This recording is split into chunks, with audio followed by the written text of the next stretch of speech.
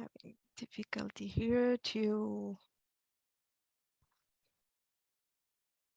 Can everybody just see as is? If I don't do the We can see their presentation. slide share. Okay, sorry about that. Thank you so much. So, hey, good morning and good afternoon, everyone. Thanks for joining this session. My name is Krishna Kunipureddy, and I'm the program manager at National Association of Development Organizations. So I would like to provide a quick breakdown of the agenda. I will explain a little bit about who and what NADO does, goal of this session, and then we'll do introductions. Have presentations and then have a virtual breakout session for smaller group discussions, and then we'll end with a Q&A. So moving forward, so if you're not familiar with NADO, NADO works with multi-jurisdictional regional planning and economic development entities around the country, including organizations that provide regional rural transportation planning services and similar agencies like that. So you see the slide up there. We have a 540 regional development membership organization. We promote public policies that strengthen local governments, communities and economies through the regional strategies, coordination efforts, and program expertise of the nation's regional development organizations. Going on to the Research Foundation. So through the NADO Research Foundation, which me, Carrie, Jack, part of this group, we use federal funding and other sources of funding to do capital building for audiences, including regional planning and development organizations, as well as their partners in state, in local governments, and other kinds of stakeholder groups on a variety of areas related to our member program areas, including rural and small metropolitan transportation, which is why we are here today.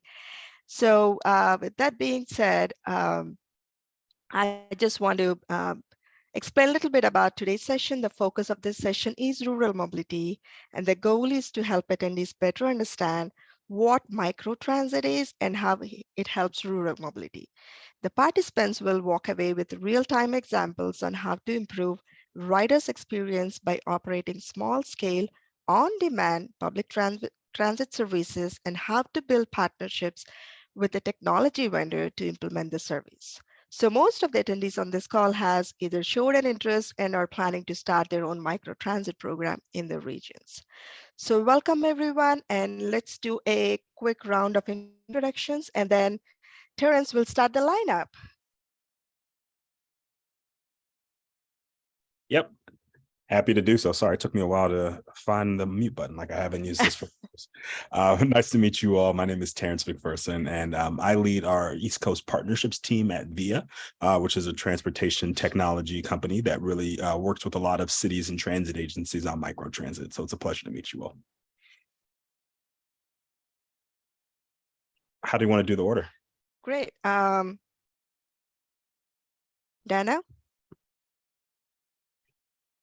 Hi, my name is Dana Platt. I'm the Community Engagement Director for CARTS, Capital Area Rural Transportation System, and we covered 9 counties surrounding Austin, the capital of Texas. Christy? Hi, I'm Christy Christini. I'm the Mobility Manager here at Battle Creek Transit, and I will be speaking about BC Go, which is a microtransit system that we launched throughout our county, and I was the project lead for that. Mallory? Good afternoon. I'm Mallory Evis. I'm the Public Transit Director for the City of Battle Creek, and I'll be presenting with Christy about our microtransit demonstration in rural Calhoun County. Dr. Bardaka? Hi everyone, my name is Eleni. I'm an assistant professor at North Carolina State University in transportation engineering. And today I'll be talking about our research with the microtransit systems that are operating in North Carolina. Andrea?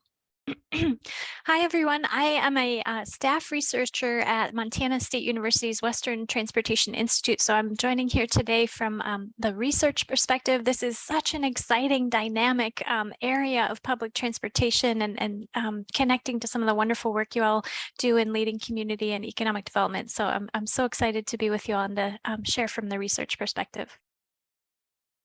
Mary Beth? Hi, good afternoon. My name is Mary Beth Soderstrom. I'm the Transportation Director with the Central Florida Regional Planning Council, and we also serve as the staff services for the Heartland Regional Transportation Planning Organization in South Central Florida, mostly rural counties.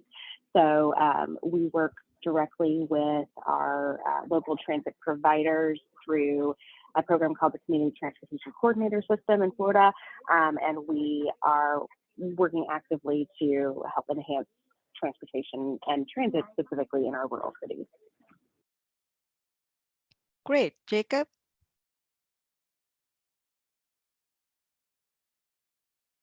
Hey, I'm Jacob Anderson, work at Big Sandy Area Development District.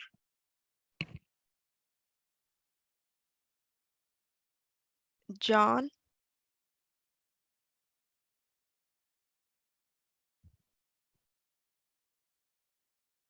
Hey, good morning, everybody. My name is John Bolo, and I am a transportation manager for Southeast Conference based in Southeast Alaska. We're a NADO member and interested in all things transportation related. Our heart and soul is really in the maritime marine highway system, but we have interests in supporting other modes of transportation and transit. So I'm happy to be here today. Great. Welcome. Colton? Hello, everyone. My name is Colton Judd. I'm with Southeastern Utah Association of Local Governments. We serve on the southeast side of Utah, so Carbon, Emery, Grand, and San Juan counties. I am the transit manager here. It was nice to see that Terrence is on. I've never met you, Terrence, but you're with VIA, and we recently finished our transit feasibility study, which was through VIA. So thank you for having me. Thank you. Greg? Hi, Greg Santini. I'm with VIA as well. I work with Terrence on the East Coast Partnerships team and really excited to chat with you all today about microtransit. Great. Michael?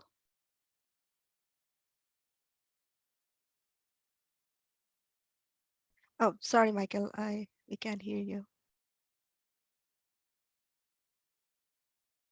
No worries.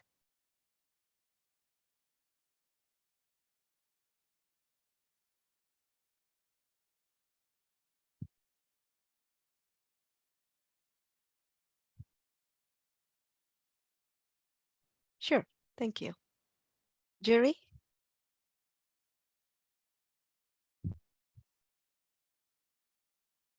I'm Jerry Warma, Executive Director, Western Upper Peninsula Planning and Development Region, or WUPPDR in Michigan. We're a very rural area with 6 counties, and I've thought about microtransit as an option for a few of our communities for years. So excited to see what comes up here.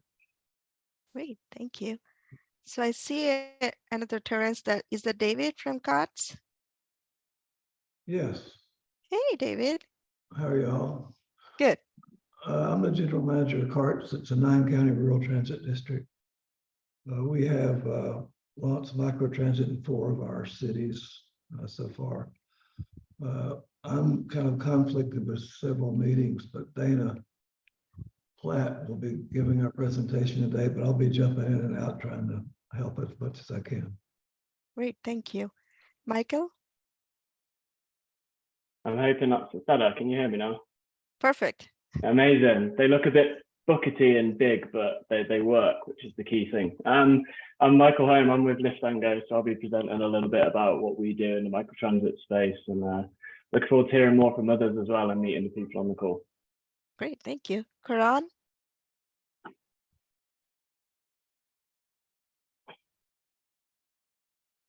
Hello, I'm Karan Grant. I am just here to listen in on what's going on with this meeting.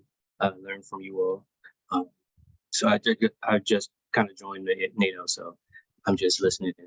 Yep, welcome. Carrie? Hello, I'm Carrie Kissel. I also work with NADO on our transportation research and capacity building program. Jack? Hey all, Jack Morgan, also with the NATO Research Foundation team. Great to be here tuning in. Great, thank you. The floor is all yours, Terrence. All right, fantastic. Thank you all very much for joining us. And I think you're gonna get a great cross section of projects and ideas that'll hopefully stimulate some great conversation. The idea for me is really just to give you all an overview of microtransit as a concept, as well as some ways to generally approach it. I'd like to think that I'm going to start off very general, and then you're going to get to the very, very much more exciting examples from our cities and transit agency partners who have actually implemented it. But hopefully this will give you enough background to really embrace the different things that they're saying. So I'm going to start sharing my screen, and I believe you all can see it. Please let me know if you cannot see my screen. But as I mentioned before, I work with a lot of our East Coast partners within VIA. When I say partners, I mean cities, transit agencies, some private companies, universities, really looking at ways to improve their transportation usage, and especially looking at ways that microtransit can improve the way that they're moving people around. Just a couple quick stats, and I don't want to spend too much time on this slide, but if you are still skeptical on the benefits of investing in transportation in your community, we captured a couple facts from an organization called APTA, which is a transit group. And there are just some astounding statistics that we found on why investing in public transportation is good for communities, whether it's the economic returns that it generates, a 5x multiple, how many households can save by using transit instead of investing in another personal car, the actual home values of areas nearby transit areas and how those tend to improve, and then the safety involved in it. I think it is generally understood that transit is a great way to reduce car usage, safety, and really improve the way communities move around. But as we know, a lot of our communities are not necessarily built for fixed route transportation. They're either low density, very spread out. There's challenges getting down certain roads. And so finding alternative methods for transportation can really make these statistics come alive in any community that people live, work, and play in. So what is microtransit? And the general idea behind microtransit is that it's an on-demand shared ride with the philosophy that the convenience of being able to take these trips whenever you want to, without having to necessarily pre-book, really enables people to use it more frequently. I know for a lot of fixed route bus stops, especially in rural or small urban areas, tend to operate on 60-minute headways, so 60 minutes in between each bus. That is the equivalent of having your garage open up once an hour for you to actually use your car. And you can imagine the type of frustrations that might provide if you're trying to navigate around your own cities with that type of limited mobility. So how does microtransit work? There are different shades of this, but at a high level, riders request a ride either using a smartphone application, a website, or a contact center, especially for those without internet access who don't have smartphones. And it depends on the service itself, but we found that a lot of trips are able to be, or riders are able to be picked up within 15 to 20 minutes. So compare that to a lot of dial-a-ride services, especially in rural areas, which require maybe a 24 to 48 hour pre-booking period before you can get your ride. This is on demand, similar to the Uber and Lyft model that most of you are familiar with. Passengers are usually picked up either at their door or at a nearby corner. Sometimes asking a rider to walk a little bit to get picked up enables multiple riders to group in one place, almost like they're at a traditional bus stop. But it also allows these vehicles to maintain their ability to use very larger capacity, faster roads, which makes the trip times a lot shorter rather than sometimes navigating down windy neighborhoods. And I think the third really important thing to note is that these are shared rides. Nothing against a traditional TNC or taxi model, but a lot of those trips tend to be one driver, one passenger. So especially if you're interested in reducing the number of vehicles on the road, that doesn't necessarily give you the impact that you want. Rather, microtransit is able to group riders who are heading in a similar location, even if it's not on a specifically fixed route. That reduces the number of vehicles that are needed to use the service and hence reduce the cost of overall running the service. But it also feels more like public transportation, where you're not subsidizing an individual ride, but really grouping people together in logically shared trips. The devil's in the details. There's far more to explore here, but really just wanted to share this as a way of understanding kind of what some of the core tenets of microtransit are. Now, microtransit is not a one-size-fits-all solution. VIA as a company, we operate in over 40 countries. We have like 600 partners. It's kind of staggering. And every single one of these look a little bit different because microtransit is meant to accommodate the specific needs of the community, the transportation infrastructure that is or sometimes isn't in place, as well as the specific needs of the people who are using it, whether that is late night or weekend transportation, help getting to job, medical appointments, even just social appointments. There's all sorts of different shades of way to set this up, but the goal is that it really needs to be customized for the community that's going to be using it. So much easier said than done. What are some of the ways that we can start asking the right questions so that we know if a microtransit system is right for the community? And if so, how should we go about creating it? We've created these 4-question framework that I think is usually a good starting point. I would almost say if you don't have the answers to these, it may be worth having more conversations with other stakeholders before you ultimately decide if this is the right decision for you. The first one is figuring out what are the specific goals for a microtransit service. This might be, as I mentioned before, helping people get to work, enabling more people to go to medical appointments, providing those nights, evening, weekends. But what is the gap that is being filled or that currently doesn't have an adequate this mode for people to use? And how would you like to use microtransit to change that? The second one is how are you planning on using the data?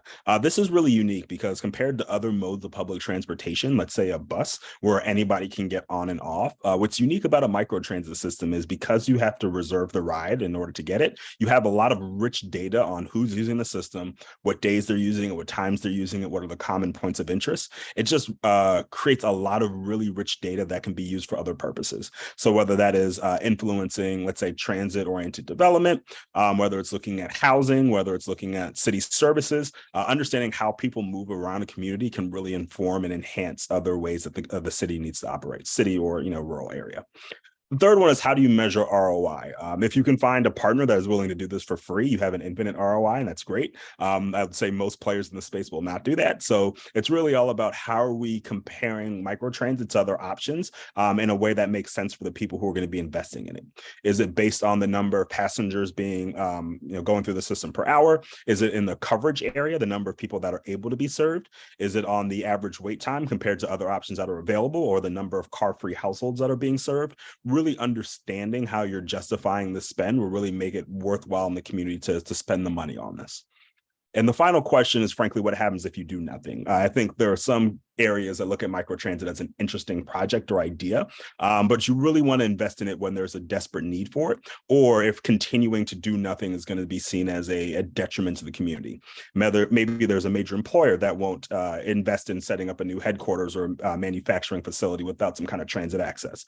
Or maybe a lot of people are leaving for other transit-oriented cities, and you guys are trying to retain the city's population and tax base. Really understand what would happen if you don't invest in transit, and then use that to guide the decisions that you're making going forward. I won't spend a ton of time on this, but this is just a way of using data in order to understand what the best transit zone might be for your area. It's a very simple 4-step process. First, understanding how people are moving around existing. It might be difficult if you have only a car community, but understanding number of cars going down certain major highways, other transit patterns of fixed route ridership is useful for seeing how people move around now. The second one is understanding how demographic patterns are changing, which areas are growing, which ones are shrinking. Are you having an influx of maybe non-English speakers or a larger population of the elderly who can't drive on their own? Understanding how the community is changing over time. With that understanding of the community and what its future needs may be, what are those key points of interest that you need to make sure are covered? Hospitals, major employers, large residential communities, even planned residential communities, making sure those are in a potential zone. And then you use all of those data points to actually craft and create the zone. Now, you might be thinking, well, there's no way we have access to that data. We can't possibly predict all these things. That's fine. At the bottom, it says, remember, microtransit is designed to be flexible. You don't have to get it right the first time. Boundaries can be changed. More vehicles can be invested in. I would say don't make great the enemy of good, or maybe it's vice versa. I can't never remember which way that phrase goes. But you do have the ability to change things over time, and you can do it very quickly compared to some other fixed route transportation options, which require a lot of studies and a lot of analysis before you can change your route. These borders can be changed very quickly. Just a couple more slides. One of them is a quick case study. I won't bleed this slide, but there's a town of Valdosta in Georgia. They are unique in that they recently changed from a rural area to an urbanized area. So their population just crossed over a 50,000 threshold. The way they describe themselves is they were too big not to have any transportation, but not large and dense enough to justify a fixed route. So they actually were able to use some federal and local funding in order to invest in a citywide microtransit service. And the statistics from it were absolutely fantastic. They were able to get 20% of the city's population to create an account through a very unique marketing campaign that targeted some at-risk populations, but also had these flyers in community centers and civic centers and grocery stores, places that people gathered. Almost half of the trips are commuting to and from work. So these are people who really didn't have other great viable options or found a more cost-effective way to get to and from their employers and keep more of the money in their own pockets. And they were able to do it within 20-minute wait times. There's even some great uses where nonprofit organizations were able to invest in the service, buying transit passes for at-risk populations, whether it's homeless, people who have food insecurities, and then being able to enable them to ride the service so they can help to improve their lives and get around where they need to. So there's a lot more devil in the details, but I think this is a great example of bringing transit to an area where there was none and some of the impact that created. Two more slides. The second to last one is you may be in a community where there is some type of transit service, especially if it's a dial-a-ride, even if it's a 24-hour, 48-hour. There's a concept called commingling that might be worth talking to your transit agency about. And at a high level, commingling is being able to mix groups of passengers with different needs and different rules onto the same vehicles. The way I like to think about it in more layman's terms is if they already have vehicles, they already have drivers, is there a more efficient way that we can use these? The way that this sometimes works for a lot of communities is that you use the same software where, let's say, the elderly population can still book their trips 24 hours in advance. But as those vehicles are going to do their pickups and drop-offs, if there's any passenger, whether they have a mobility challenge or not, are able to use some of those excess seats in those vehicles and then still be able to take a ride shared with the other passengers who might have a special need. So now you're taking these vehicles that might be able to take 8 passengers, 12 passengers, but typically only ride with 1 or 2 people and fill up the rest of those seats in a microtransit solution. So happy to share more information about that if you're curious, but the term is commingling. Definitely talk to your local transit agency about it if you think there's a good use for microtransit in your area. There's a whole lot to unpack here, and I'm just scratching the surface. And I think the rest of our speakers will do a great job of talking about how it worked in their areas. But you do not have to go about this alone. Talk to local transit agencies, the MPOs, your federal agencies, your state agencies, and they can definitely help you out on this journey. There's a QR code right here on the screen, so feel free to bring out your phones and scan that if you want to. VIA actually has a guide called How to Build an On-Demand Transit Service. So there's a lot of great lessons learned in there if you are looking for something to flip through and just get a better understanding of how to set this up. And then I put my contact information at the bottom. If you have any questions, I'd be more than happy to help. I think you guys will get a great primer on microtransit throughout today, but hopefully all of these resources will help you understand if this is a right fit for you. Thank you all very much for the time. Thank you so much. Andrea. All right, thanks everyone. I'll just test my audio's coming through. Okay, alrighty, great. And let me grab the screen.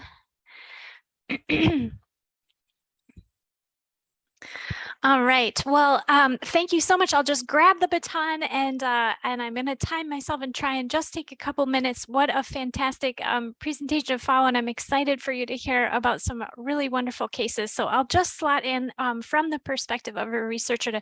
I was thinking to kind of build on some of the really helpful vocabulary about kind of flexibility, that commingling concept, some really helpful terms that Terrence introduced, and perhaps I can just offer a little bit more context as well. So fixed and flexible transit are that kind of flexible concept I think is really helpful. Jarrett Walker is a transit consultant who wrote a book called Human Transit, and I find this a really helpful term. So kind of under the umbrella of flexible transit is the idea that we don't have kind of fixed stops, route schedules. There's that kind of variation there, and then often there's this kind of reservation requirement whether it's a traditional dial ride at least 24 or 48 hours, sometimes 72 hours in advance, or this kind of more on-demand modern approach with microtransit.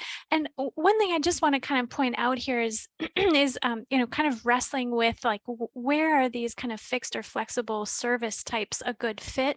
And really kind of they excel in different areas of performance measures. So fixed route is really kind of the sort of workhorse approach of pooling a lot of people coming from a similar place, going to similar places. So they really excel in efficiency and sort of measures of effectiveness, sometimes they're called.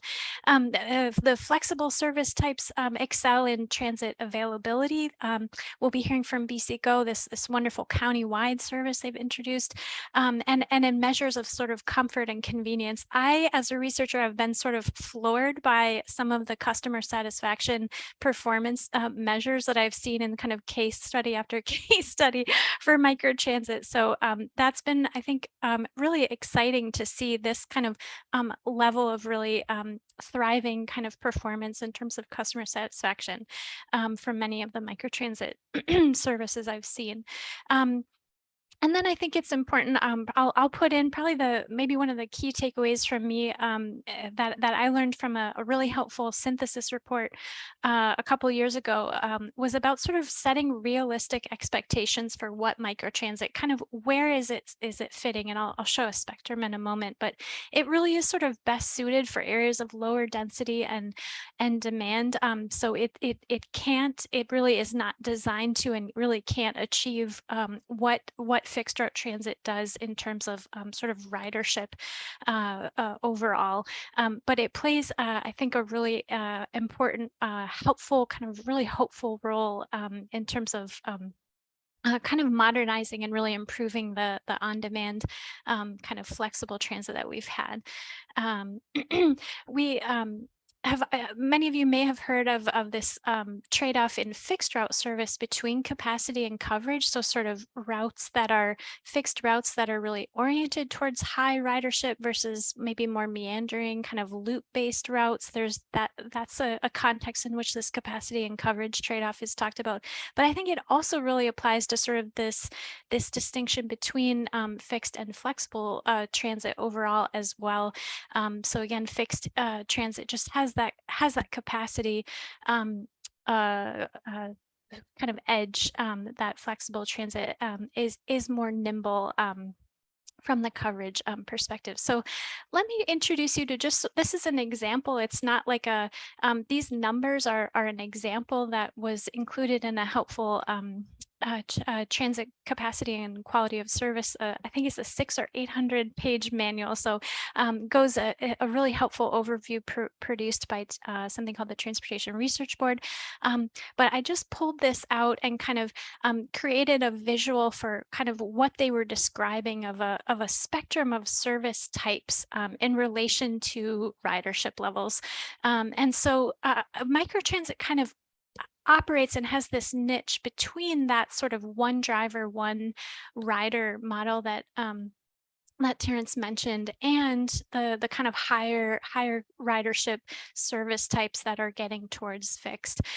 So microtransit really operates where there is the hope and the possibility of some pooling. If you really don't have any, if you're really struggling to find any pooling that is grouping any riders, which we actually sometimes see in some of our most rural communities, where they say it actually is pretty tough for us to think that we can get 2 or 3 people pooling together for a trip, then you're really probably operating, on the lower end of this spectrum. So something to keep in mind. I think the kind of pooling capacity is a critical question in sort of looking at and designing whether microtransit is a good fit for you. And then I think I'll try and just be very brief here. Terrence did a great job of looking at some of the goals. There's a wonderful paper from the Journal of Public Transportation from a few years ago that just touches on these sort of different contributions that transit can make around sort of serving as a social service, resource efficient movement, even catalyzing economic development and land use changes. And then sort of each of those goals can be kind of matched to different performance measures. So what Terrence mentioned, those conversations that are really critical to have as you are kind of wrestling with this are really going to kind of orient your compass in terms of what you're aiming for. So just want to echo those are important conversations to have. A question that we often, when we work in rural communities, is sort of often communities that have no transit, they might say, well, we have to get a bus line here, right? And so some of the conversations that we have are around, well, why might not that always be a great fit, or why might that form of public transportation not be a great fit, but what are our other options? And so I don't mean to read through all of this, but there's sort of, there can be some significant access challenges around fixed routes, you know, the kind of walking and biking or other ways of accessing stops are, can be challenging. And when you do have those lower kind of pooling capacities, we often hear it's rural community leaders say, how can I justify these empty buses that are running? And so you do want to really, I think, look at the data and all the information that you have to really kind of have a sense of what are the realistic load factors that we can maintain. And then, sort of catalyzing economic development changes can certainly take some time. We worked in a community in Northern California that was really hoping to transition from being a bedroom community for a regional center to having a more vibrant town center. And they were wondering if just plopping a fixed route service there made sense at the time. And we sort of cautioned them and thought, you know what, microtransit seems like a great fit right now. And maybe over time, let's see if revisiting the fixed route makes sense. So just a little bit of food for thought there. And here is that quote at the very bottom about from the synthesis about kind of realistic goals. Microtransit is generally low ridership service for low density and low demand areas, but it can really fill some exciting, I think, needs. One of the things I just want to emphasize is that it's, I think, a really hopeful kind of dynamic way of modernizing dial-a-ride on-demand transit. So rural transit is really hard. Rural fixed route transit is very hard. And it's because of that pooling and grouping challenge. And for a long time, the best that we really had was this very low tech, low quality dial-a-ride system. That is not the case anymore. So this is a chance to really kind of modernize and improve that that customer satisfaction experience. Testing markets and piloting, this is a great way to get started. There's kind of a way to do the zones in a way that it offers equal, kind of more equitable access across a service area, and just some other ways that it might be a good fit. So I think I'll leave this for kind of your reference after the session, but I just kind of brainstorm some next steps for you. And as a researcher, I'm always compiling resources. I put them in the chat. The links are in the notes section of the slides, but I have found this is a really exciting, dynamic part of public transportation. It's a great space to be piloting and learning. And so with that, I am excited to hear from everyone else. And thank you for having me, and thank you to NADO. And if I can ever be a resource from the research perspective, please reach out. Thank you so much. Thanks a lot, Andrea. Michael? Awesome, thank you. So hopefully we can see the screen and hear me. Awesome. So yeah, we're Liftango. Liftango is a industry-leading technology provider for shared transit trips. We partner with public and community agencies to deliver a better experience to their customers. And our focus is always on the end rider and making sure that the service is working for them. As I said, we have a particular focus on rural and regional areas. We like these areas because we think microtransit has a particular use for these areas. some of the challenges that we see, and maybe some people on the call will recognize some of these. We have older and aging populations generally. There's a serious lack of transportation access for the communities, be them young, low income, disabled or elderly populations, these people that actually really need transit. And quite often we see really large service areas and zones but with a limited number of vehicles. And that can be really hard to run sort of fixed route transit or other forms of transit. So we see that on-demand has a real place there. Often there's a high number of residents with health needs or disabilities. So again, they have critical appointments that they need to meet and they could be far away. There may be no services within the town that they're living in, so they have to travel to other cities or other towns, and we want to try and enable that.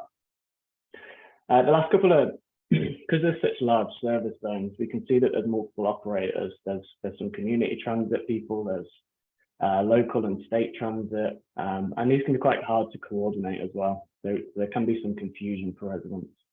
And then finally, there's kind of this fear of technology and change potentially that people don't want to lose the fixed route bus that they have to walk 30 minutes to get to because they think that's the only option. And they can be fearful of that change in technology. Lift and Go as a whole, because of these challenges, we try and offer a sort of wide variety of options. As a couple of the presenters before have said, there's really differences in every single deployment, and sometimes different things work for different operators or different service areas. So our kind of approach, and Terence mentioned this and Andrea mentioned this, is to start with the data-led approach. So we look at the service area, we look at the needs and the goals of the agency or the operator, and we can design a service that isn't just demand responsive or microtransit, because as we've said, that doesn't always work. So we can look at how we can flip between fixed route, demand responsive, and when the services are in session, let's say when the services are running for a while, there's this view that we take the data on day one and we design a demand responsive transport service. But I think that's actually two ways, because as Terence said before, demand responsive services start to see increased ridership because they're really popular, they're really great services for people. And as we see that increase in ridership on public transit services that may be on demand, we can start looking at how we might be able to design fixed route. As Andrew said, fixed route are very operationally efficient when they're full. They're the workhorses on trunk roads.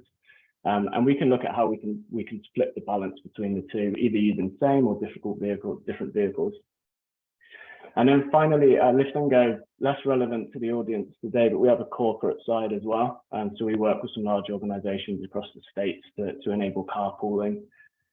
So we can look at how we can layer on those things, because a lot of transport in certain places is for work. So we can look at funding models with industry or looking at carpool options so that there's no cost to the operator, but we are sharing trips and reducing single occupancy vehicle usage. I just want to dig in a little bit to the simulations that we run and how we think about designing services. Again, we start off with a sort of heavy social impact. So what are the social issues in the region that we're trying to solve with transit? I think this is generally a good place to start for most. So we look at things like the social equity and connectedness. Are people able to get to where they want to go to? Are they getting there regularly enough? Are they accessing healthcare, education, or jobs? And where are those areas that we can deploy service that are going to increase the value the most possible? We then move on to network impact and see what's the impact of population growth.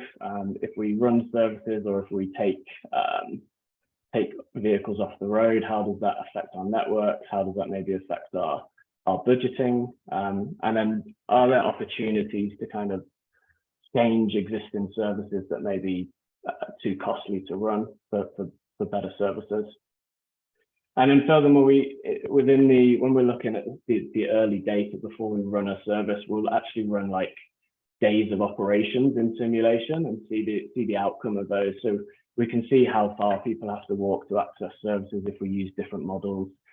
Terence mentioned kind of more of like a hub model where people walk to a stop. Maybe that's relevant for certain areas, maybe other areas door to door. And then if you flip between the two, how does that change patronage and sort of vehicle optimization or usage? And as we go through that, we optimize the design. That could be very different from the initial assumptions. It could be very similar. And the one thing I want to kind of highlight here is that these optimizations are only good as like the information that we put in. And the people that know the area and the service best are always the agencies that we're working with. So that we spend a lot of time working with you all that are on the call to make sure we're designing a service that's fit for purpose within your region. We like to make sure that the knowledge that you have isn't lost because we've got some cool tech. We want to make sure that's built in and used as much as possible as we go through these service designs. As I say, Lift and Go has a sort of key focus, particularly in the public transit space, on rural communities. There's a couple of things that we have enabled within our technology that we believe set us apart for these sort of areas. We allow in advance trip bookings. So people who do have health appointments or educational jobs, those critical rides, we can enable them to book in advance up to a week, up to 2 weeks, depending on the service that you like. And we can build in prioritization for people as well. So if we want to prioritize ADA passengers to book earlier, we can do so. And when that's booked, that's actually booked to the vehicle. So it's guaranteed the time that they've requested it for. So you can start to build confidence in the network and the service. Where there's too many trip bookings, which is a problem with Microtransit, as I said, it's a popular service. These services get full very quickly. We can offer alternative trip times. Maybe you want to arrive somewhere by 9 o'clock. We can actually get you there at 8:30 or 8 o'clock, but we can't get you there just bang on 9 o'clock. And then you have the option to accept or reject that trip. The other couple of things help people plan ahead. So we've got regular rides features. If you're going to a job, that might be 5 days a week. You can book your service in advance for 2 to 3 weeks, or however far in advance you want to do that. And we make that super easy within the user interface. And you can book multiple trips as well. They may not be repeating, they may not be the same time every day or to the same locations, but we can kind of mass book trips. So this kind of helps with like a more regular service. And the pre-bookings also help us optimize the vehicles a little bit better, whilst also enabling the on-demand side of things. And again, with a focus on equity, we've built in a number of different ways of paying for the service. We've built in a number of ways of booking the service. Some people want to use the app on the phone. Some people don't. Some people want to call the call center. Some people want to pay on credit cards. Some people want to pay cash. So we've built services around the people that really need it. So the unbanked, people who don't have cell phones, and we're enabling access to the service. And that's pretty critical for us and how we work.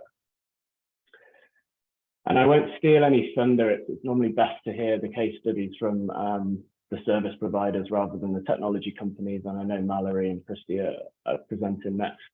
But one of our kind of flagship services in the US is in Battle Creek.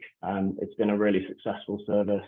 A couple of the challenges we mentioned earlier, there's a huge service zone, 718 square miles at the last count. May have changed, Christy can correct me if it has. And there's only 2 vehicles. And this is a massively successful deployment. One of the main things we see is rides not being able to be met. And that sounds like a bad data point, but it's actually because there's so many people using the service that we need to go back and potentially get more vehicles or expand in some way. It's because it's so popular. And as you start to get that problem, which is kind of a good problem to have, you may hit the ceiling with the vehicles. That's when we go back to the optimization, change the parameters and try and get more rides with the assets that we've got. But eventually vehicles within such a big service zone are going to have their capacity limits. But I will leave more detail on that next. These slides are going to be shared as well. I know this is a very quick overview.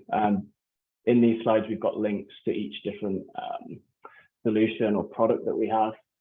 These are kind of 10, 20-page detailers around what we do and what we offer. And we're happy to talk through these in more detail in person as well. We've got our contact details on the final page and look forward to connecting with some of you all. Thanks, Michael. Christy and Mallory, let's go BC Go. All right, I'm going to share my screen. Okay. Great.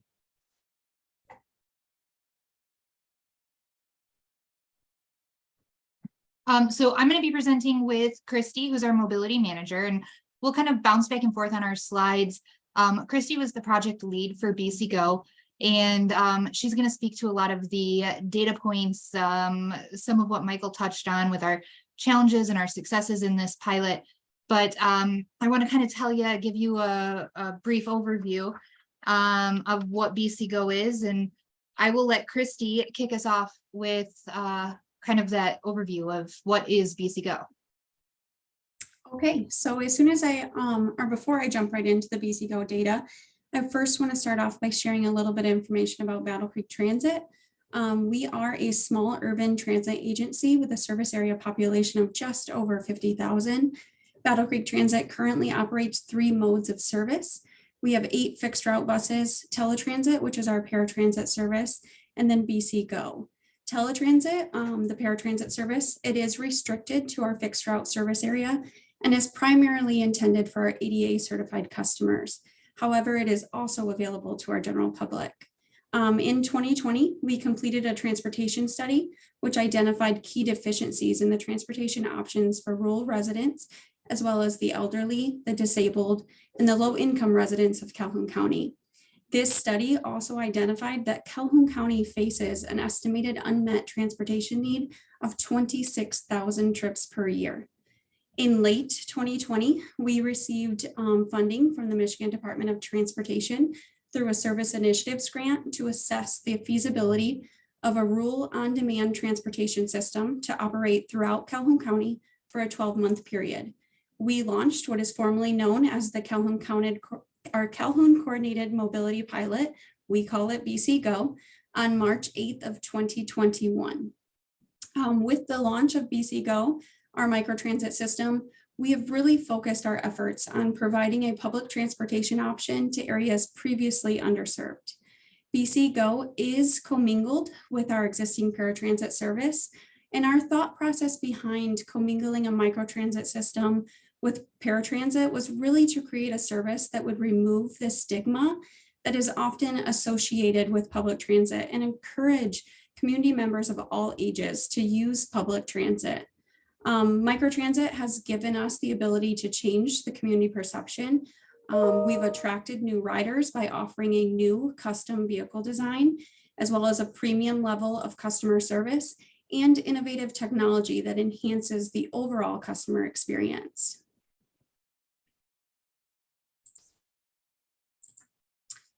So BC Go currently operates Monday through Friday from 6 a.m. to 9 p.m. and Saturdays from 9 a.m. to 5 p.m. Users can request a trip simply by downloading our BC Go Calhoun County app on the App Store or Google Play. And then for users who do not have access to a smartphone, rides can still be booked by calling into our dispatch office. Trips for BC Go, they can be booked up to 14 days in advance on our service, as Michael had kind of indicated earlier. And fares for BC Go are charged based on the miles of the trip, and they range from $3 to $15. Passengers do have the option to pay by credit card at the time of booking or cash when they are boarding the vehicle. BC Go is a rideshare system, so the technology has the ability to match multiple users who are traveling in the same direction, which promotes efficiency in our service and in our resources. So with the launch, with the launch of BC Go, we're able to expand our existing service area from about 78 square miles to which serviced only the city of Battle Creek to roughly 718 square miles, which serves a population of about 135,000 people. And as Michael alluded to, that's a very, very large service area. Within that service area, we have primarily 4 cities, and they're still very small cities. The combined population of all 4 cities is roughly 72,000 people, or just over 50% of the population is spread out between those 4 cities. BC Go gives us the ability to provide residents in those geographically challenging areas, those very rural areas, access to public transportation that they previously didn't have. So Calhoun County's demographics kind of speak to what our social equity challenges were, and some of the information that we uncovered and speak about often as a result of our transportation study that Christy mentioned earlier. 69% of the county's population is at or below 150% of the federal poverty level, which is the national average is 25%. We also have 6% more senior citizens than the national average and 2% more individuals with disabilities than the national average. And then we have a significant number of households that have no access to a personal vehicle, and more than 20% of those households have only one vehicle. So in many rural communities like Calhoun County, there's a need for safe, accessible, convenient, and reliable public transportation, especially for older adults and individuals with disabilities. And so we launched BC Go to provide that option. So our microtransit system was Calhoun County's first introduction to technology-enabled mobility, including an electronic fare payment. Adoption of the new technology was almost immediate. Within the first 6 months of operation, 60% of our registered users were booking through the app. And today, as our registered users have continued to increase, so has the adoption of the technology. 70% of our users are now booking through the app, and 68% of fares are paid through the app. These features allow users to have flexibility to book anytime, anywhere. This not only decreases the wait time for the user, but it also provides some relief to our call center with a decrease in call volume. By using the technology to route both vehicles throughout the service area using real-time passenger demand, we've been able to maximize ridership and minimize wasted miles. As the service expands, technology offers us the ability to zone our vehicles, increasing booking availability to areas with less population density. This feature alone will allow us to better meet the needs of our residents living in those more rural parts of the county. Another interesting thing that we've witnessed from implementing microtransit is that our ADA passengers have organically shifted to this new model of transportation.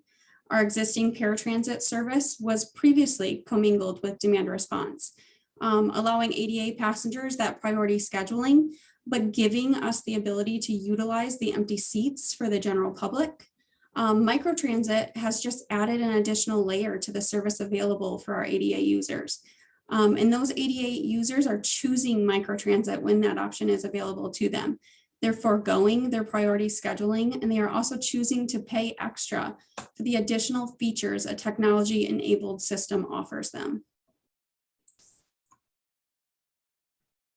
So despite launching during a pandemic, BC Go has had 3,850 user profiles created for this new model of transportation, in which 5% of those users travel with a wheelchair and account for about 33 mobility assisted trips each month. In just 27 months of operation, BC Go has had over 84,000 booking requests and has completed over 17,400 trips. That's with 2 minivans operating at a reduced passenger capacity and covering that 718 square miles. It's also important to note that our no-show rate is less than 5%.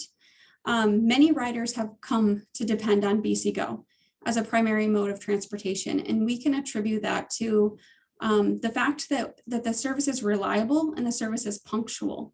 90% of our pickups and our drop-offs are made either early or on time. It's also important to note that 26% of our trips on BC Go are shared trips, matching passengers traveling in that same direction, maintaining efficiency, and utilizing our agency's assets to the fullest. So before we jump into some of the additional data that BC Go has been able to capture for us, we want to look at and consider that not everyone has the luxury of owning or having access to a private vehicle. And so that has really driven a lot of our thoughts and our processes moving forward with the creation of BC Go. So for some people, like those with disabilities or seniors, traveling is difficult. It requires extensive planning and it's expensive or restrictive. And we believe that public transportation plays a vital role in helping those individuals participate and move around within their communities. So looking at this screen, it shows a map of our requested trips that we have on BC Go. As you can see, there are higher concentrations of trips around the Battle Creek service area. But what is more important to me when I look at this map is the amount of trips we have coming from more rural areas of our community. With the launch of BC Go, we are providing these residents with access to healthcare services, employment, social services, and even access to community activities. Providing our rural residents access to public transportation enhances the overall economic growth of our community. And then this map shows our key requested destinations. We have high points of ridership throughout the entire county. Some of our key requested destinations include our Fort Custer Industrial Park, Firekeepers Casino and Hotel, Walmart, Thunderbird Village, Grace Health, Charitable Union, North Point Woods, and then even our Battle Creek Transportation Center, which is actually our local train station that we have.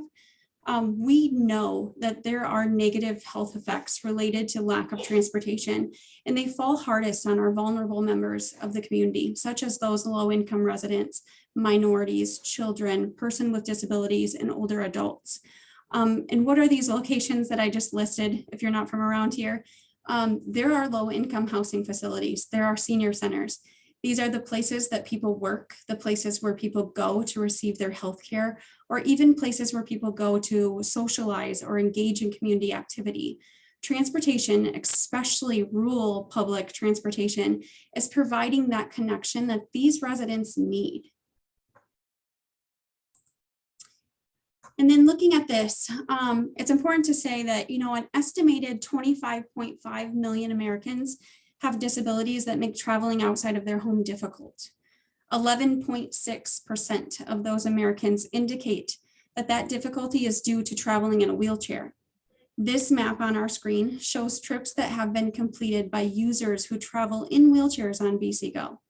It's important to note that prior to the launch of BC Go, the majority of this service area was previously underserved. Transportation options for these individuals were limited, and in most cases, they were only available to them when they were being transported for medical appointments. BC Go has provided these individuals with expanded access. We know that there are economic, operational, and social barriers that result in underserved communities in Calhoun County. And we know that providing transportation to the geographically challenging areas while still remaining affordable and reliable is also a challenge. But we believe that it has to be done. And it's because we believe that public transportation is a fundamental right. And it's part of what we are doing to address social equity. Access to transportation can provide additional opportunities for employment, education, healthcare services, and as Terrence mentioned earlier, economic development. Access to transportation excludes or combats social exclusion, and it allows people to participate in their local economy, politics, social life, and be a part of their community. It allows our older adults to age in place, providing them with independence and freedom, which has a positive impact on both their physical and mental health. And with the launch of BC Go, we're able to address all of these barriers and reconnect our county residents with the connections that they need throughout our community. And so we say BC Go is your connection to Calhoun County. Thank you, guys. Thank you so much, ladies, for the wonderful presentation. That's really awesome to know while COVID was still here and you guys were able to implement this system. And I'm guessing the usage of technology might have just started when COVID hit, and that would have impacted, or at least positively, for BC Go too. Definitely. Thank you. Dana? Hi. Okay, let me see if I can share my screen here.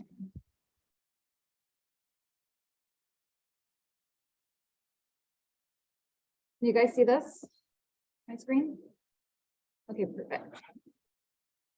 Okay, so We are CARTS and we're Capital Area Rural Transportation System. We cover 9 counties surrounding the capital of Texas, which is Austin. Here you can see our service area. And we have many different services that we tailor to the communities in our service area. And the on-demand transit is the latest service that we have introduced. And I've got a short little video that I'll show for you guys. Carts Now is a new on-demand service that gets you a ride from where you are to where you're going within 15 minutes. Carts Now is available Monday through Friday from 7 a.m. to 7 p.m. To book a ride, download the Carts Now app, set your pickup and drop-off location, and your Carts Now van will meet you at a nearby curb. Or you can call 512-505-5666 to catch a ride. This low-cost service is available at $2 a ride. Discounts available for eligible riders. To learn more about Carts Now, visit ridecarts.com/now or follow Carts on Facebook, Instagram, and Twitter at RideCarts.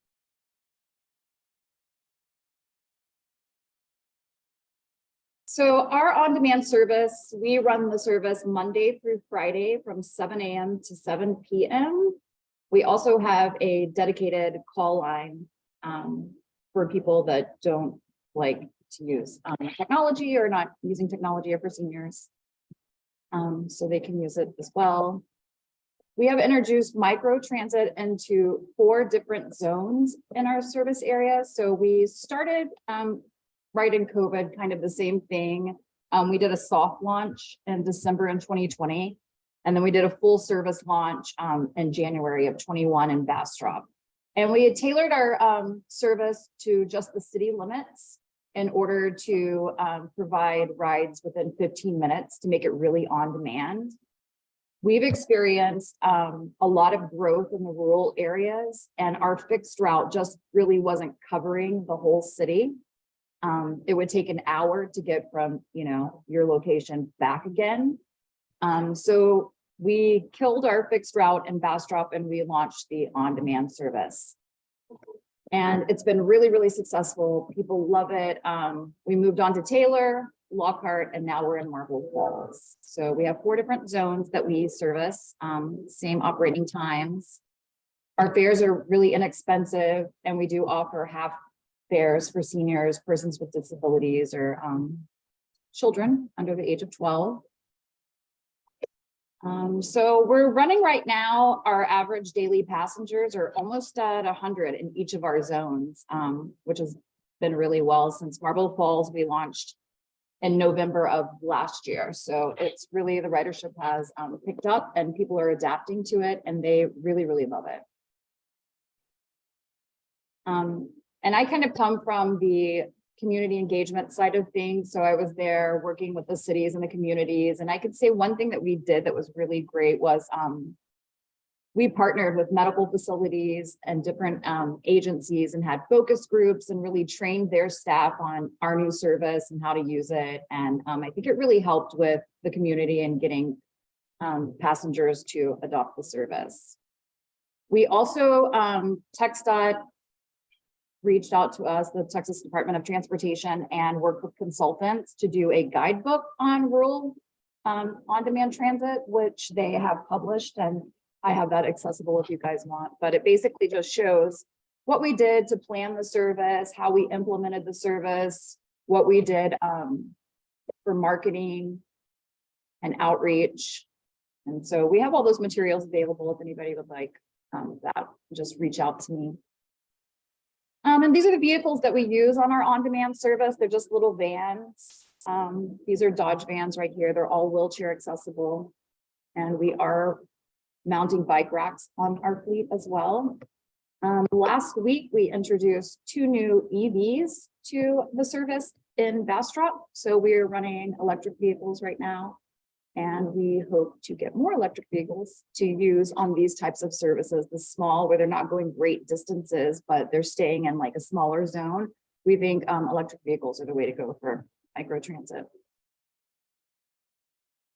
And in January, we started with consultants working on a transportation development plan for CARTS. And we kind of we should get our draft. I think it was just sent to my email, but so we'll have a draft plan, but we know from like doing our surveys and reaching out to everyone that a lot of the cities, bigger cities in our district really want microtransit. They've expressed it. And so this is kind of a map of like our vision where we see microtransit in each of our counties, but in the bigger cities, as well as commuter routes and our fixed routes and our partnerships with other agencies.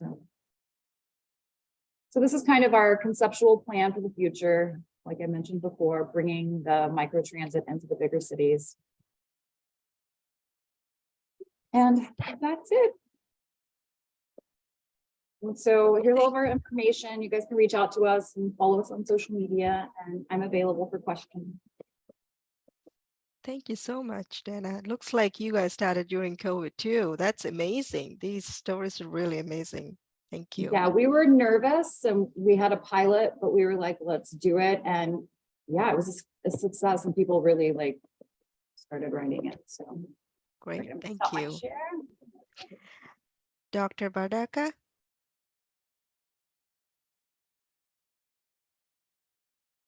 Yes, let me share my screen.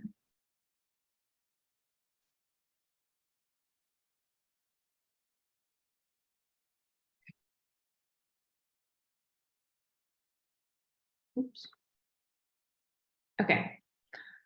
So, hi everyone. Thank you for the great presentation so far. Just stick around for one more. So I'm going to talk about the research we have done on microtransit from the perspective of the NC experience. So we wanted to kind of summarize the experience of 6 transit agencies in North Carolina that implemented microtransit. And because we are researchers, we always focus on what goes wrong and what are the challenges. So I'll be talking about that a little bit. We also collected a lot of information on the operation costs and the different cost components of the contracts, but I'm not going to go through this now. I will also share the link to our report, and I have some backup slides if you have questions. So in terms of our methodology, we did semi-structured interviews with agency representatives. We also collected ridership data. We collected operational expenditures, and we studied the contracts that the agencies formed with the service providers, and that helped us understand some of the challenges faced and some of the lessons learned. These are the areas that have microtransit operating now in North Carolina. This region here is the Triangle region, and there are 3 systems in kind of suburban areas around that region. But we had kind of a mix of rural areas, smaller urban areas / suburban areas, and some of the suburban areas close to Raleigh and Chapel Hill. One of the ways we classified the systems is the way the service delivery happened. So we had 2 systems that had turnkey models, as we say, which means that the agency contracted the full operation of the system, the vehicles, the drivers, the technology, everything, day-to-day operation to a company. And that provider could have formed a subcontract with other providers to cover the full service. For example, in Wilmington, Bus.com did the turnkey contract, but they subcontracted the technology to another company called MoveIt. Another class was systems that had separate contracts for the different components. Those contracts were with different entities. And the last model was technology acquisition model, which means that the technology was contracted to a company, but then vehicles and drivers were in-house to that public agency. Oh, I had animation, but I forgot about it. In terms of the primary purpose, we also had different purposes for the 6 systems we studied. And some of them were to complement fixed route transit. Some others came to replace fixed route transit, and some came to areas that had no public transit before. I think I'm just going to mention a couple of examples here. This is the system that started in the northeastern part of Wake County, where it's a suburban area where there was no transit before. That's a picture of the vehicles they use. They have a fleet of 3, and they allow pre-scheduling up to 30 days in advance, and they have peer-to-peer service. The technology provider is Uber. And that's another kind of quick example of a rural area that implemented microtransit, and it's 2 kind of smaller cities with total population of around 5,000. They have a fleet of 4 vehicles, pre-scheduling up to 2 days in advance, and providing curb-to-curb service, CTS being the technology provider. So I want to move on to some of the things we learned. In terms of the service delivery model, there were a lot of thinking and questions about how to go with microtransit. And from the collective experience in NC, we saw that, yes, there is convenience associated with a turnkey contract. There's a single point of contact that the agency has, and that's helpful. But that also means limited control from the agency side. And we saw public agencies that created turnkey contracts, thinking about the future, thinking about how moving into a different type of operation in the future. It's also a good way to start if you don't have experience and if you don't want to purchase vehicles and so on. The model with the separate contracts, there's also convenience associated with that, because again, you don't need to own vehicles and employ drivers, but there is no single point of contact, and sometimes coordinating between the different entities you have contracted with, it may be hard, and especially when things go wrong, if there is an accident. And the last one, in terms of the technology acquisition, on the positive side, the agency can have control over the vehicle inspection and maintenance. And that's something that worried us when we were reading contracts, because most, if not all of the contracts mentioned not much, if almost nothing, about vehicle inspection, maintenance, alcohol and drug screening. So there were really no details on that. And with the technology acquisition, that remains on the public agency's end, but it may mean that vehicles need to be purchased, which is an investment, and it may mean a higher cost for drivers because the drivers are public employees. And of course, I do support the drivers being public employees, and I'm not saying that in a negative way. The others lessons learned. So again, staying on the selection of the service delivery model, questions to help the agency choose would be, what is the previous experience they have with public transportation? Do they have vehicles and drivers available, considering the other pros and cons we discussed? But one big question is also the selection of the service provider. And I think that has to be thought through. We did see failures. We saw providers promising things they couldn't afford to do at the end, and systems failing because, for example, in one case, the provider later realized that the budget that they had initially put in the contract was low, and they couldn't afford marketing. Marketing is really essential, and there was no ridership at the end. So the experience of the provider is important. The way they're dealing with how fast they're growing is important. We saw other agencies complaining a lot about their point of contact changing 5 times with their provider and eventually switching providers. It may sound like a small thing that the person you talked about your system changes, but it's not. The moment you learn how to communicate, the moment you understand each other, then boom to a new person who doesn't know the background. And when that happens 5-6 times, it really delays things. So this is a decision that has to be thought through. Transitioning to a new provider is not going to be easy. And it will probably require a new app, people getting used to that new app. So we always say, think very well before you select your service provider. I'm sorry, I want to be aware of the time. I don't think I have much more time.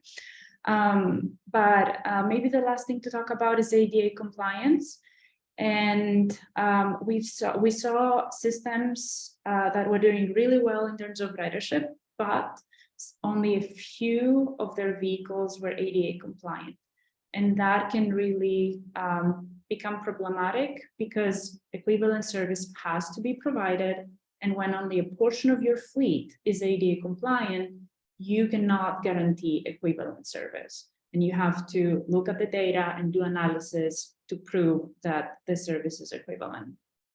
So the easy way, not maybe the cost is not going to be what the public agency wishes for, but make all your vehicles ADA compliant, and then you will not have to wonder about the service equivalence. So I'm going to stop here because I don't want to go over time, but I will put the link to our report, and you can also ask me any questions you may have.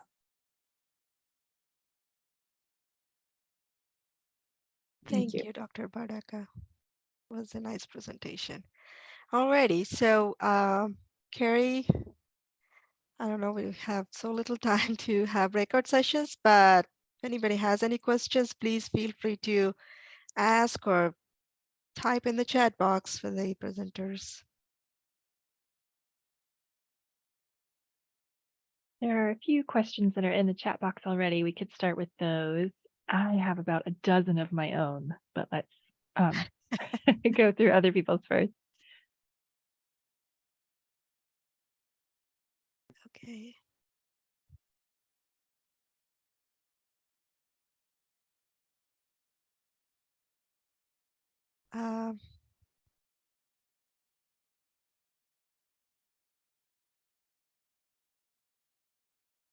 Ways that these services are accepting payment. Or questions about that.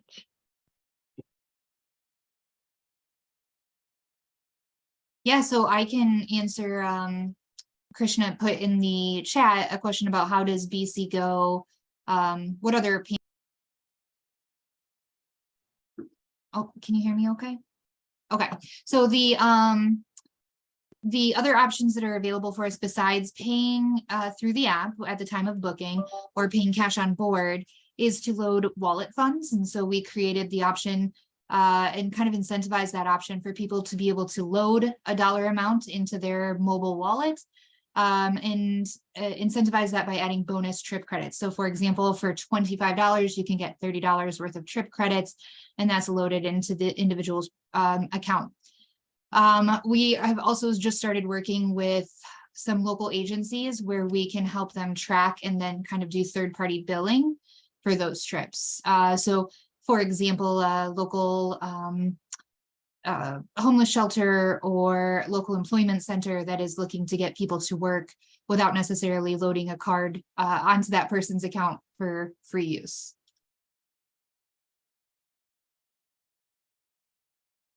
I'll say at VIA, we also have a couple partners who have enabled payment cards. So they'll work with grocery stores and other local institutions. So people can go and exchange that for cash, get a card usually with the code, and then use that in the app or while calling the contact center in order to enable app-less payments.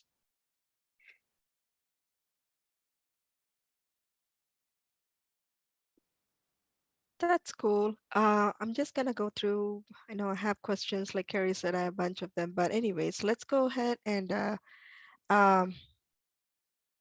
so I have a question from John. Does each of your states require special vehicle operator licensing to operate transit vehicles? In Michigan, it's similar to federal regulation. It's based on vehicle capacity.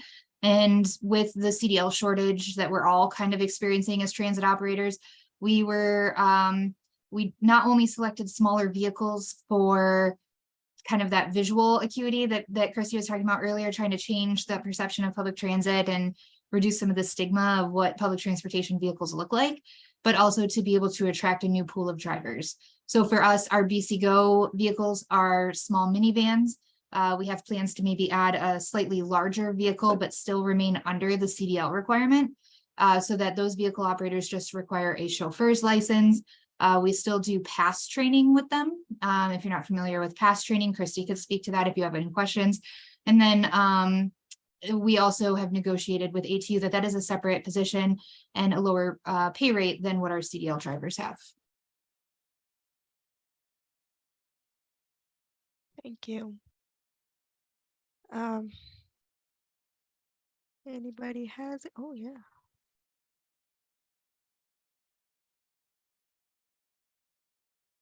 Yep, that's a good point, Dr. Badaka.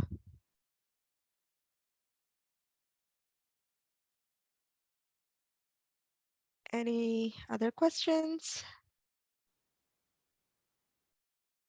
I think somebody asked about suggestions, guidance for agencies about what things to think about selecting providers, and yeah, invite everybody to answer that question. I mentioned a few things, but I would also, I know it sounds so simple, but pick up the phone and talk to the people you know that they have recently started service with a specific company, and just do an unofficial kind of interview with them for, I don't know, 20 minutes, and do that with more than 5 people and learn. You will learn so much. We learn so much from talking to the people that are managing microtransit, and yeah. One thing that we saw, one not successful story, was a company that I think did not have a lot of experience in the US, had experience in other countries, and then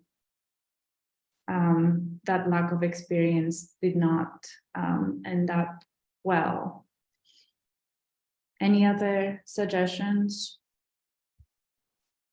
So I was going to say, my only suggestion with that is making sure your whole team is involved. I know in the early planning stages, when we were looking to launch our pilot, really looking to find a technology partner, even though you may be in operations and think of certain things that are important to you for the app, really getting your whole team involved, from a driver aspect to a dispatcher to the operations, and having everyone watch those demos and kind of ask questions, and what do you do in this scenario versus that scenario. I think that really helps to see what kind of technology platform you want and what would best work for your service, so that it isn't lessons learned after your initial launch.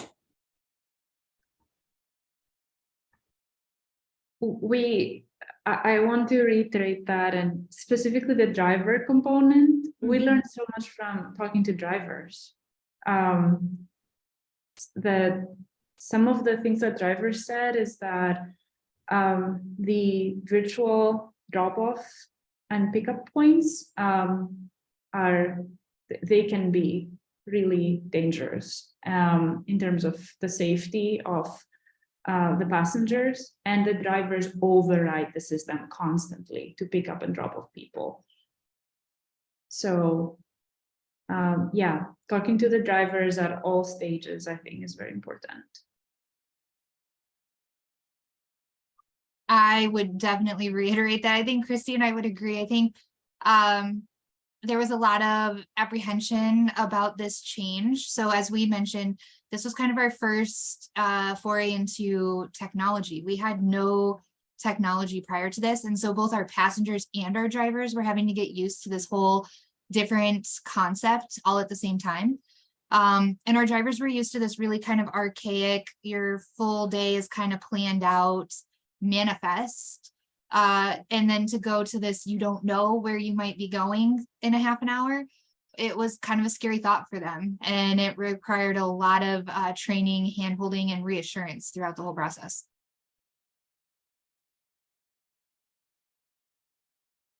I see some questions about pooling. And Andrea mentioned that pooling is a big question. We also came across that, and in one of the areas, the number of people served per vehicle per hour, which had very high ridership to the point that they couldn't even accommodate all the trip requests. The maximum number, not the maximum, the average number of people, riders per vehicle per hour was 4. And they were told by the company that that is so high. And we were shocked in vehicles that can fit so many more. So the sharing part of microtransit, yeah, there's some issues there. Andrea, I don't know if you have more to say on that, but I think that's really important. Oh, thanks. Yeah, I just I've been giving it a pause here, Carrie, that you've asked a very important question. What can we do? And I'm not sure I've got some great solutions. I'd love to hear from everyone. I think the virtual bus stop kind of concept of sort of how safe and feasible is it to, ask folks to travel, hopefully a relatively short distance can help. For me, it's an ongoing research question and an open question, but I'd love to hear any other thoughts, and I will definitely share as I kind of gain more insights on this issue. There's just one comment on this. There's always an interesting balance when we aim for higher ridership versus customer service experience. You could fill all your vehicles, but the first passenger might be on it for 3 hours and only going 2 miles down the road.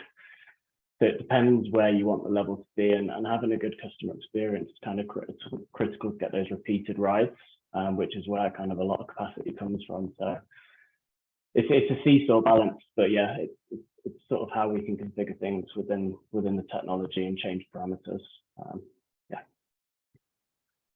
I want to echo that point. There's a natural trade-off between efficiency and quality of experience for the riders, and you as a city or an agency need to make the determination on what's best for you. The great thing about microtransit, I'll again reiterate, you can change that. So if you want your riders to wait a little bit longer so you guys can have a little bit more efficiency, that's something that usually with a couple zeros and ones of an algorithm tweak can be changed. There's no right or wrong answer. This is why understanding what's your goal of your transit system and how you're looking at ROI is important, but this can all be tweaked. You have to do what's right for your community. And I would say exactly looking at what's right for your community. I think we all frame rural in different ways. So for example, virtual bus stops in Calhoun County isn't really an option. It's very rural. You're talking houses being several hundred yards away from each other and no sidewalks or infrastructure for people to be able to walk to. And so for us, our performance metrics or what we consider efficient is going to be different than what, say, CART's considered to be efficient, even though we're both talking about this microtransit in a rural context.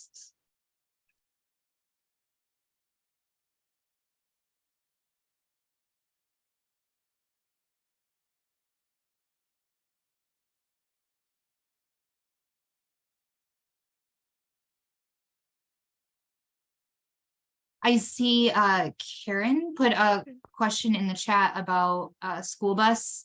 Is there an example of microtransit services being used to fill some of those after-school activity gaps? I would say yes. I'll let Christy talk to that experience here for us. We've experienced a driver shortage on the school bus side as well. So we have, and our county is kind of unique in the way that we do our school system. So Michigan has school of choice. So you don't necessarily have to live in the district of what school you go in. So as we've experienced that CDL shortage or driver shortage kind of statewide, nationwide, I know, we have a lot of people who are trying to get on either our buses, our on-demand service that we had, our paratransit service, and then now our microtransit. So it's kind of increased our demand all over. But the thing is, some of the school systems throughout the county and where individuals live don't necessarily reside anymore in our normal service area, even though they're a city school, because children are commuting from rural parts of the county to get to schools that are located just on the outskirts of our city limits. So we have seen that in our microtransit. That is part of why we book that 14 days in advance and kind of why that's so important for the individuals who do utilize it for school, for employment, for healthcare. You know, they know they need a ride 2 weeks out. And so as soon as that day opens up 2 weeks from, they book. Our early ridership hours are usually school-aged children trying to get to school. We've had a lot of coaching sessions with parents that call frustrated right now because of the lack of school transportation. And they're like, my kids need to be there. I'm a single parent. I have 2 kids. They have to be there. What can you do for me? BC Go has been that option. And with our fare rate that we offer, the community still thinks it's affordable. So that $3 to $15 range, which is based on the miles of your trip, parents are willing to pay to get their kids to school. So we've had great feedback with that. It's also important to mention, we had a public cab company or a city cab company close down right before COVID. So not only did we lose a cab company in 2019, but which seen a major impact to our community for transportation, but it even more impacted the service level that we provide. So that's a lot of our ridership that we're experiencing on BC Go too. And that's another option that would have helped these parents get their kids to school, and our community is lacking. So that just kind of shows you the importance of microtransit running efficient, and then obviously utilizing our agency's assets to the fullest by doing so. And I think just to again emphasize how rural we are, yeah, we don't have a cab company. As Chrissy said, the city's only taxi company went out of business in 2019.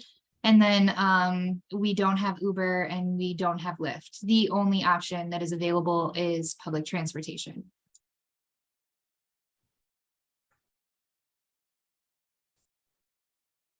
If I could add to the cart story for a moment, we don't service schools for 2 reasons. One, it would probably take up all of our capacity, and 2, we don't want to encourage truancy problems or be part of truancy. And so it's been better for us because it leaves our service open to people that need it to get to work and stuff like that, and not just being completely dominated by school.